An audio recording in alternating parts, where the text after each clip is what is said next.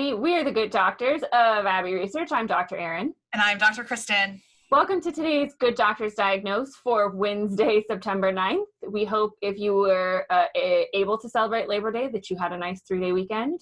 Hence why we skipped the GDD on Monday, because we were both actually off of work. But we're back at work, and we're excited today to do a joint GDD on one of our favorite generational topics. We're spending a lot of time this term in various projects looking at marketing, and marketing specifically to Gen Z. So we're going to talk about our top 3 tips for marketing to Millennials and Gen Z, which are actually 2 different groups of humans, much to the dismay of how they are talked about. Everyone under 40 is not a millennial. So our 3 tips are: do your research, know your audience, and be authentic. And we'll break down what that means for each generation. We also have some books we're going to throw at you to recommended reading on millennials and millennial leadership specifically. Charlotte Alter's book is fantastic. On Gen Z and all of their problems, iGen's book. We've done reviews for all of these books as well, which you can find on our YouTube channel. Also Gen Z, fantastic. And we haven't done a review of this yet, but I promise we will. Gen Z at Work. So there's lots of information out there for you. We've synthesized it into these 3 parts. So what are we talking about with doing your research, Dr. Kristen? Well, the first thing is to remember that millennials and Gen Z are different things. So that's the first and foremost thing. If you need to put it on a Post-it note somewhere in your office, feel free. With the age brackets, years. That might sound pedantic, but the thing is that generational bleed is a real thing. And so you're going to meet 19-year-olds that behave like millennials, and you're going to meet 31-year-olds that behave like Gen Z or behave like Gen X. And so remembering to not base marketing plans on personal experience is actually very important. And so knowing what those generations value as well, which can be very different depending on what group you're talking about. Correct. And so doing that research, there's lots out there. Like we said, there's books if you're like us and you like to dig into that, but there's also places like Gallup and Pew who have put out quite a lot of numbers around those things that are helpful. There are market research firms that specialize in both of those both of those generations. Please also remember though that generations, while there are cohort similarities, we tend to study generations mostly in the United States. And there's not as many accessible studies about generational movements in other countries. That's changing a little bit with Korea and the emergence of K-pop and talking about generational engagements with K-pop. But most of the stuff you're going to encounter is very Amerocentric, which is fine, except that A, you need to remember that it's Amerocentric, and B, we live in a global economy.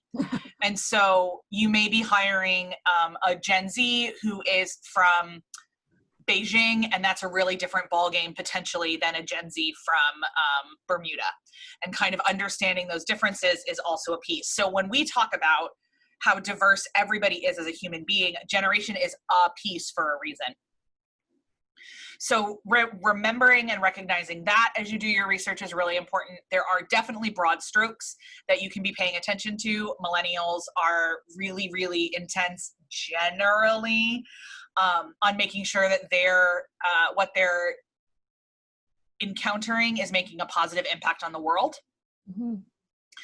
And Gen Z shifts that slightly, and while they want to make an impact on the world, they're also significantly more fiercely pragmatic and financially frugal than millennials are. And so while millennials got really into Toms and are like, sure, I'll spend $50 on shoes because then somebody gets a free pair of shoes in Africa, Gen Z might still be more like, well, it's a really great idea, but I'm not spending $50 on shoes. And they'll figure out a different way to kind of do it. And so millennials are a little bit more of a soft hit in terms of corporate social responsibility than Gen Z is, as we have had the research so far.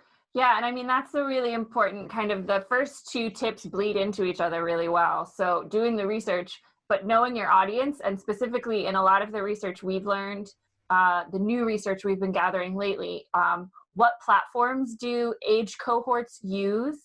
How do they think about those platforms? How do they find information about the purchases they're going to make or the companies they're going to engage with? One of the things we've learned recently is that a lot of Generation Z members view Instagram as a place to get information about businesses that they might want to use, whereas probably a lot of millennials, I still go to company websites a lot of the time, or Facebook or Twitter pages to see, information, but I think I would still probably just go to the website. So you've got younger people that aren't going to go to the website and will go to the Instagram. So knowing who your target audience is and knowing where they're going to find you is a really key part of marketing directly to those people.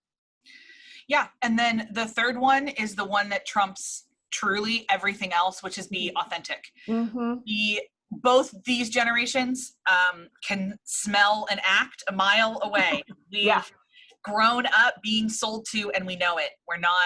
We are very savvy in terms of that. We also tend to understand manufactured authenticity.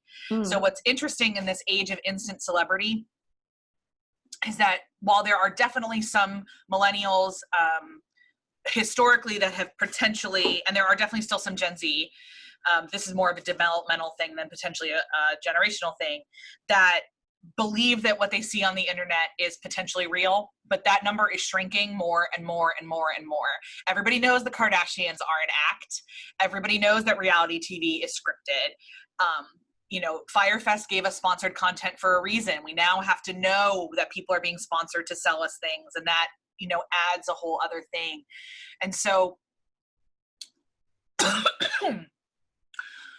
being true to your brand in terms of brand marketing, but true to your personal brand and yourself in terms of human interaction is the most important thing. Yeah, and making sure that those two line up, and that you're consistent in that approach, and that you don't change your branding to suit, a marketing campaign that you're doing or a product that you're trying to sell. We got a lot of pushback around companies using support for Black Lives Matter. And so you were getting a lot of companies posting support for Black Lives Matter protests, and then people coming back at them with their policies or with their adverts or with things that they had and had not done to back up that social media action. And especially in the world of super tech savvy consumers, these kids know how to find receipts, and they are empowered in that way on social media to engage with companies and corporations that way as well. So, not only will they not support you, but they could also call you out if they feel you're being inauthentic. And obviously that's not something that you necessarily want to happen. But the good news is that there are Gen Z and millennials looking for work. And to have somebody potentially come on and evaluate your brand from an outside perspective, or just make sure that things are happening, or kind of asking those kind of questions. There's a lot of people looking for work right now. So you can do some preemptive reputation hygiene if you need to, in terms of that. Yeah. So again, we'll remember, and this is the same true if your target audience is boomers, like it's a little bit different. They still want you to be authentic. Like the world has gotten more savvy. But do your research, know your audience, and be authentic. Those things, to our mind, are the driving features of any branding exercise. But also not destinations. They are constant questions that we need to be wrestling with, to go over and over as things shift. The other thing that we need to be very upfront about is that all the existing data we have on Gen Z is pre-COVID. Right. And there are significant events in almost every generation. I'd imagine if you studied millennials directly after 9/11, your results are going to be a lot different than studying millennials directly after 2011.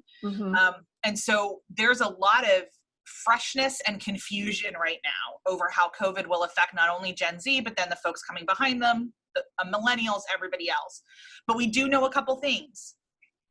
We do know that Zoom classes have been reportedly a lot more difficult for a lot of Gen Z than anyone anticipated, because screen time is for entertainment and not for authentic learning or true emotional connection in a certain way that I think we all kind of assumed, well, they spend all their time on their phones, they'll be fine with Zoom classes. And consistently from almost every higher education professional that both Dr. Hinson and I know, their students are reporting to them that that they actually really, really hate Zoom classes.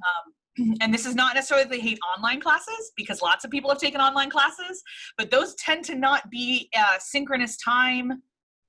And you have to be on video with people. There are things that you can control your own time. So this is not we don't like online learning. This is we don't like pretending that a Zoom room is a classroom, which is not. And so what does that mean for meetings? What does that mean for entering the workforce? What does that mean for all those things that we always ask about? But at the same time, we're six months into this thing, we have no idea what it means. Yeah. And so holding all of that intention is very important. That's right. So with that caveat that, the COVID of things will always change what we do and don't know about different generations and their engagement in all sorts of things in the workplace. Those are our top 3 tips for marketing to millennials and Gen Z, and our Good Doctors Diagnose for this week. We hope you are all safe and well, and we will see you guys on Monday.